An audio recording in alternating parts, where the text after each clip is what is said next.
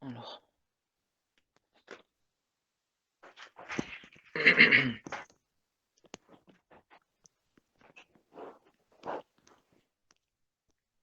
Oui, c'est bon? Oui, allô. Ouais, c'est bon. Alors, Kamel, je compte.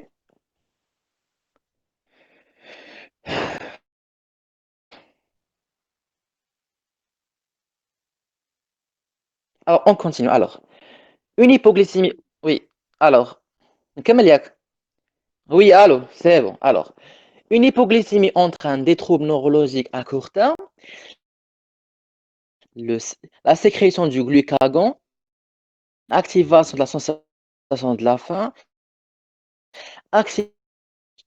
et toutes les réponses sont justes.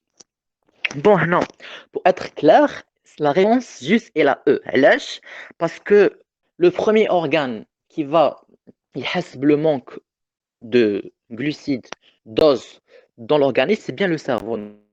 Donc, les premiers signes, ce sont les premiers signes neurologiques. Donc, ce sont des troubles neurologiques à court terme.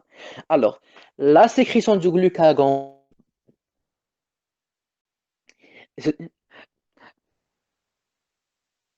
c'est une hormone hyper, donc elle va augmenter le taux de glycémie dans le sang. Activation de la faim, elle est juste parce qu'on est en hypoglycémie, donc la faim est là. Activation des enzymes impliquées dans la glucogénolyse, elle est juste à l'aise parce que non, on va venir chercher du glucose. Donc, on va venir détruire le glucogène qui est dans les organes pour avoir du glucose libre dans le sang. OK? Alors, toutes les réponses sont justes. Alors, la proposition E, elle est juste. Alors, à la prochaine. Alors, les hormones suivantes augmentent la glycémie. La CTH, l'insuline, l'adrénaline et le cortisol. Alors, on a 4 enzymes. Alors, 3 d'eux vont augmenter la glycémie. Alors, bien sûr, c'est la CTH, l'adrénaline et le cortisol. Alors, le cortisol est une hormone stéroïde hyperglycémiante. Alors, elle est synthétisée par la couche fasciculaire de la cortico-surrénale. Alors, l'hormone, elle va activer la néoglucogénèse. Elle va activer les enzymes impliquées par la néoglucogénèse et la formation du glucose. Donc, elle va augmenter une hausse de la glycémie dans le sang. Donc, pour la cortisol, elle est juste. L'adrénaline, elle est synthétisée par le midollo surrénal. Alors, elle est synthétisée au cas de stress ou d'excitation. Alors, elle va agir dans la glucogénolyse, la dégradation du glucogène en glucose. C'est pour l'adrénaline. Alors, elle va activer les corticostéroïdes. Donc, elle va les activer, et plutôt les corticosurrénales, elle va les activer pour activer la glucogénolyse et la néoglucogénèse. Donc, les trois principales hormones qui vont avoir une implication de hausse pour la glycémie. Alors, la prochaine proposition, le transport perméatif actif, il n'a pas besoin d'ATP de façon directe. Il ne change pas la perméabilité de la membrane. C'est un transport semi-passif. Le transport spécifique à une seule cellule. Alors, le transport perméatif actif secondaire, il n'a pas besoin d'ATP de façon directe, oui, parce que c'est un transport qui est perméatif, qui est actif. Il n'a pas besoin d'ATP de façon directe. Alors, la proposition A, elle est juste. Il ne change pas de perméabilité de la membrane parce qu'il est perméatif. Donc,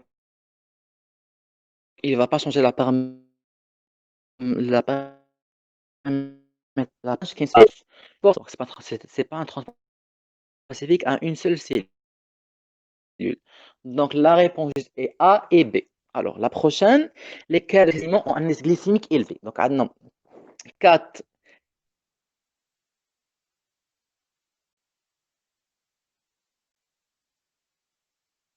4, 4 aliments glycémiques élevés. Alors, le pain blanc a un indice glycémique élevé, bien sûr, et le miel aussi.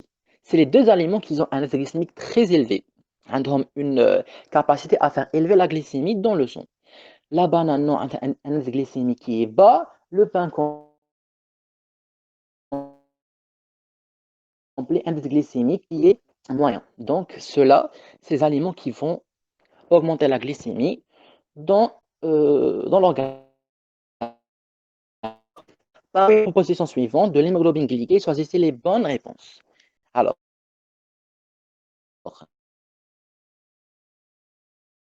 la A, la B et la C. Bref, il s'agit de fraction d'hémoglobine fixée du glucose par non enzymatique. Parce que si molécule des celle-là, elle est juste, c'est de l'hémoglobine glyquée, euh, elle est.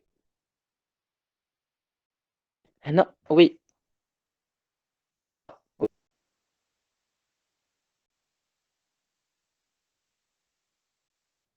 oui,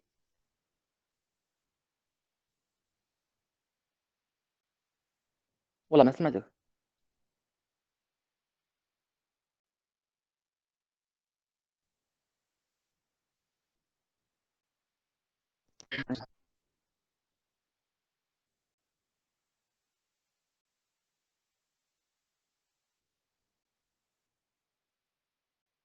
Le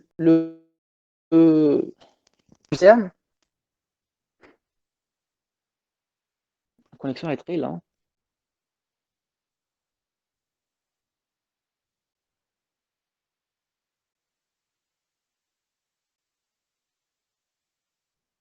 Ok, ok, c'est bon.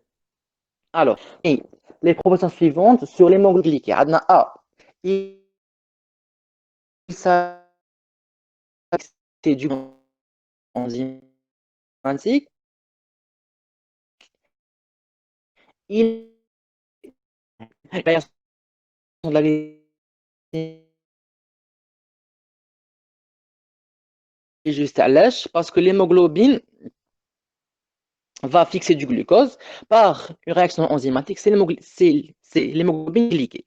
Alors, عندها une mémoire de 20 jours, ça c'est faux, عندها un jour, 3 mois du jour de l'examen, elle a 3 mois avant le médecin.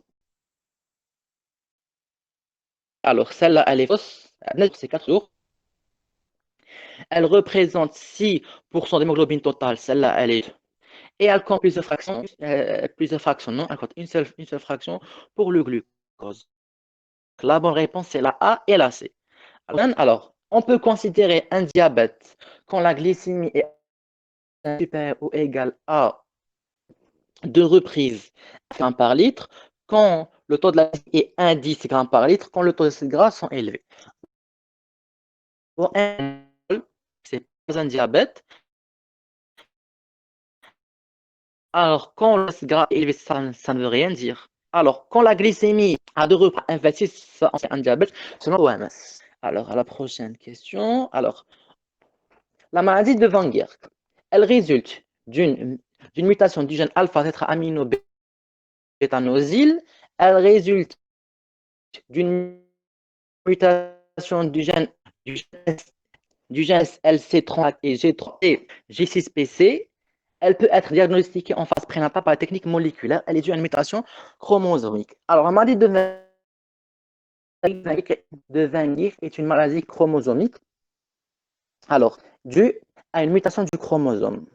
Alors, le chromosome, c'est bien le SLC37A4 et le GC. La mutation du gène va.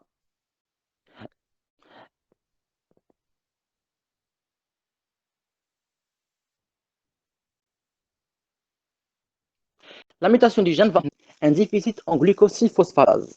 هاد l'enzyme هذا الفوسفاتاز هنا عندها trouver une difficulté à glucose et à le sortir. Donc, on a une surcharge de glucose dans les organes. Donc, on dit.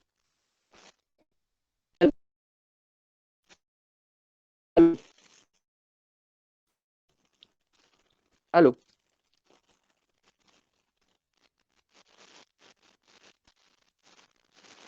Oui, allô? Oui, allô? Oui, أكتم فيها؟ ما في نقدروا نعاودوا هذا؟ سي بوسيبل؟ واه ما عجبنيش.